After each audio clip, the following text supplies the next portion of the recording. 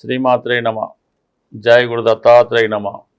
ఈ వీడియోలో మనం కన్యా రాశి వారికి డిసెంబర్ 7వ తారీఖు నుంచి 13వ తారీఖు మధ్యలో జరగబోయే వార ఫలాలు పరిశీలించినప్పుడు మరి ఈ వారం ప్రధానంగా కన్యా రాశి వారికి శత్రుగ్రహం అయినటువంటి కుజగ్రహం మరి వృశ్చిక రాశి నుంచి ధనుస్సు రాశిలోకి మారడం జరిగింది.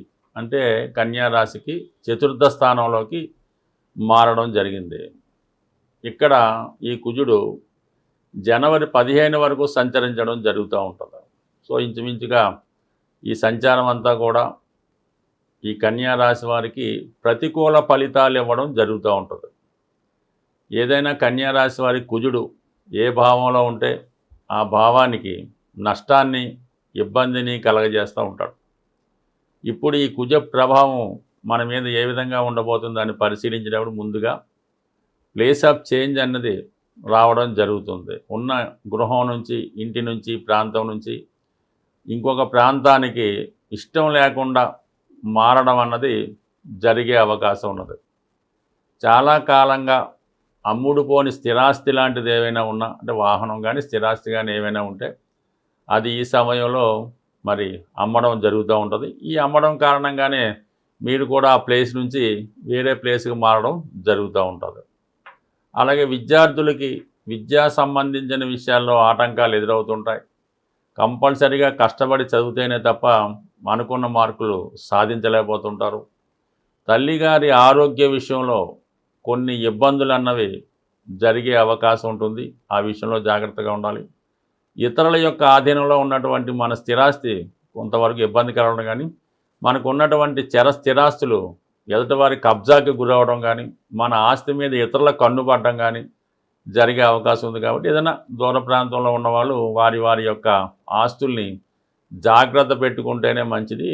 లేదంటే దానివల్ల కొన్ని ఫ్యూచర్లో ఇబ్బందులు వచ్చే అవకాశాలు కనబడుతున్నాయి. మరీ ముఖ్యంగా ఏంటంటే ఉద్యోగపరమైనటువంటి చేంజెస్ ఏదైనా తప్పనిసరి పరిస్థితిలో ఈ సమయంలో ఉద్యోగం కూడా మారడం కానీ, కొన్ని సందర్భాల్లో ఉద్యోగానికి ఏమైనా ఇబ్బంది కలగడం కానీ జరిగే అవకాశం ఉంది. కాబట్టి ఈ సమయంలో మీరు జాగ్రత్త పడవలసి ఉంటుంది. బట్ అంటే ఇది ఎక్కువ రోజులు అదే స్థానంలో ఉండడం జరుగుతూ ఉంది. సుమారుగా 38 రోజుల నుంచి 45 రోజులు అటు ఇటుగా ఉండడం జరుగుతూ ఉంటుంది.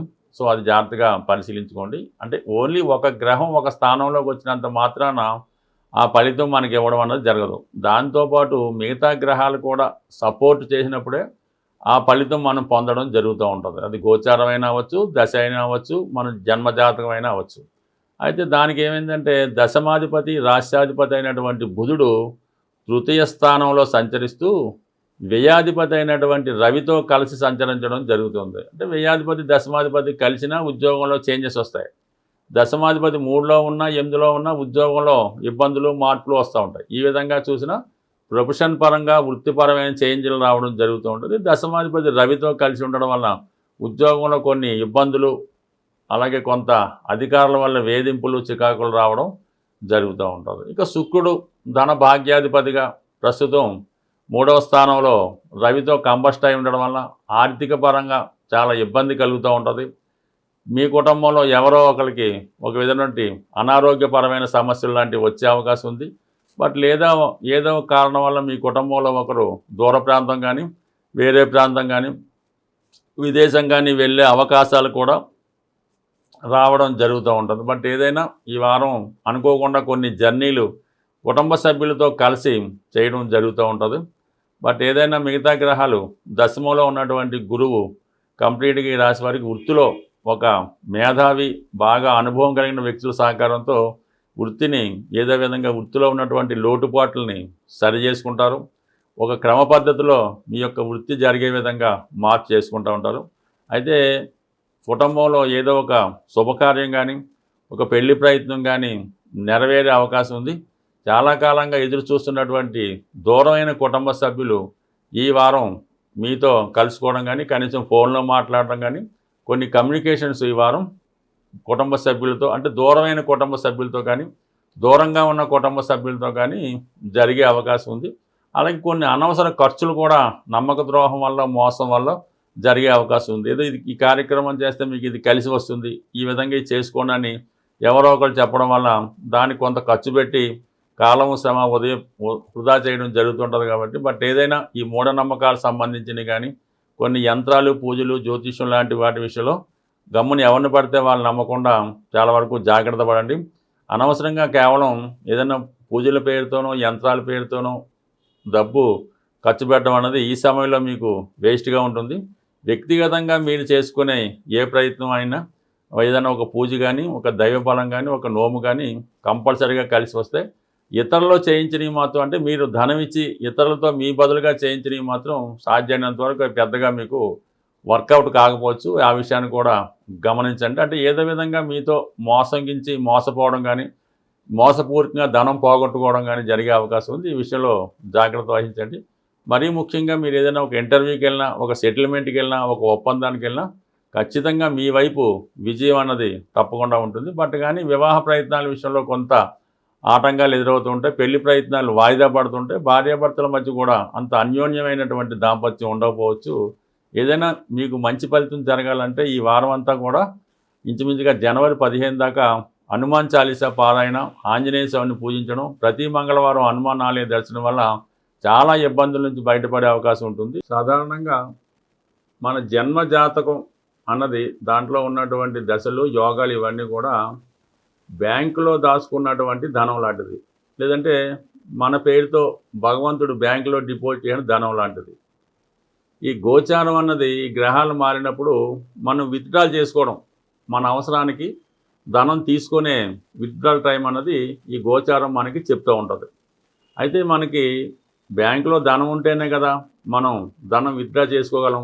అందువల్ల ఏంటంటే కంప్లీట్గా ఈ గోచారంలో చెప్పే ఫలితాలు మీకు జరగాలంటే మీ జన్మ జాతకంలో అవి రాసిపెట్టి ఉంటేనే మీకు ఈ గోచార ఫలితాలు మీకు అనుకూలంగా రావడం జరుగుతూ ఉంటుంది.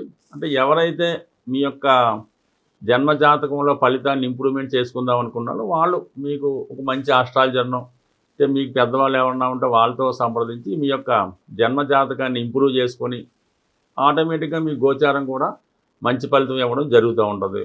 అలాగే ఏంటంటే ప్రస్తుతం ఈ కుజ భగవానుడు అత్యంత బలవంతుడై మన డిసెంబర్ 7వ తారీఖున ధనుసు రాశిలో ప్రవేశిస్తూ ఆ కుజుడి పైన గురువు యొక్క దృష్టి, శని యొక్క దృష్టి కూడా పడుతుంది. అంటే ఈ శని భగవానుడు గురుగ్రహం కలిసి ఒక భావం మీద కానీ ఒక గ్రహం మీద కానీ తన దృష్టి పెట్టినప్పుడు కంప్లీట్గా ఆ గ్రహం యొక్క బలం చాలా విపరీతంగా పుంజుకుంటూ ఉంటుంది.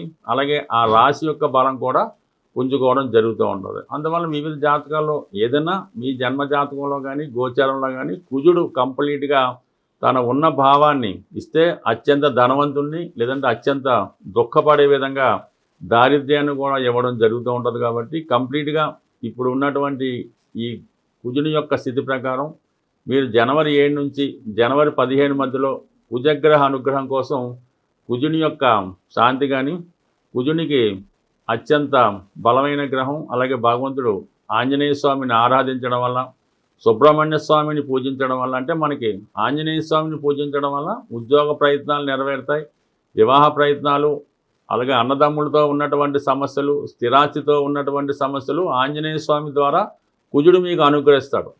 అలాగే సంతానం కలగకపోవడం, సంతానపరమైన ఇబ్బందులు, తరచుగా ప్రెగ్నెన్సీ పోవడం, అలాగే వివాహం తర్వాత ఇబ్బందులు, ఇవన్నీ కూడా సుబ్రహ్మణ్య స్వామి ద్వారా కుజుడు సుబ్రహ్మణ్య అనుగ్రహంతో ఈ ఫలితాలు ఇవ్వడం జరుగుతూ ఉంటుంది.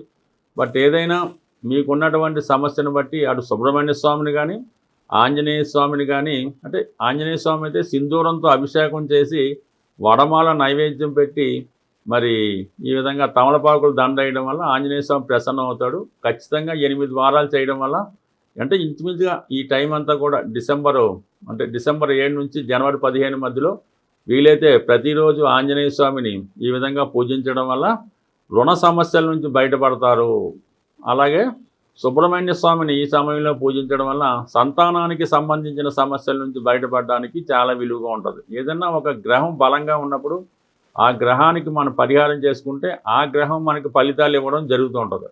అదే ఒక గ్రహం బలహీనంగా ఉన్నప్పుడు దానికి ఎంత పరిహారం చేసినా ఉపయోగం ఉండదు. కాబట్టి ఆ సమయంలో ఆ గ్రహానికి సంబంధించినటువంటి దానాలు అటువంటివి చేయడం వల్ల ఆ గ్రహం స్ట్రెంత్ పెంచుకొని మనకు ఫలితం ఇవ్వడం జరుగుతూ ఉంటుంది. ఏదైనా మనం ఇచ్చిన ఫలితాన్నే తిరిగి మనకి ఆ గ్రహం ఇవ్వడం జరుగుతూ ఉంటుంది. బట్ ఏదైనా మీరు ఈ సమయంలో మీలో ఉన్నటువంటి సమస్యను బట్టి మీ జాతకంలో ఆ యోగం ఉన్నదా లేదా తెలుసుకొని ఈ గ్రహాలకి మనం తగు విధంగా పరిహారం చేసుకోవడం వల్ల ఇప్పుడు ఈ సమయంలో ఆర్థిక ఇబ్బందులతో ఉన్నవాళ్ళు, భూమి సంబంధించిన సమస్యలు, భార్యతో పడుతున్న ఇబ్బందులు, అలాగే సంతానం లేక ఇబ్బందులు పడుతున్నవారు ఈ సమయంలో ఈ పరిష్కారం చేసుకోవడం వల్ల, ఈ గ్రహాలను ఆరాధించి ఆ దేవతల్ని పూజించడం వల్ల ఫలితం కూడా చాలా క్విక్గా రావడం జరుగుతుంది. స్వస్తి.